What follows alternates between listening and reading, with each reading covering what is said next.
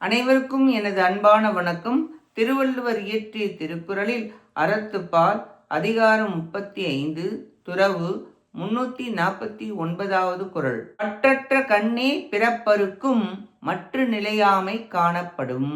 இருவகை பற்றும் மற்ற பொழுதே அந்த பற்றற்ற நிலை பிறவித் துன்பத்தை ஒழிக்கும். இல்லையானால் பிறவித் துன்பம் மாறி மாறி வரும். பற்றாகிய காரணம் விட வீடு அடைதல் என்பது ஒன்று தானே வரும். தடை போனால் வீடு வேறு கிடைப்பது நிச்சயம். அற்றது பற்றது உற்றது வீடு திருவாய்மொழியில் கூறுவர். காரணம் அற்ற பொழுதே காரியமும் அற்றதாம். நீங்கின காலத்திலேயே அவன் பிறப்பை அறுக்கும்.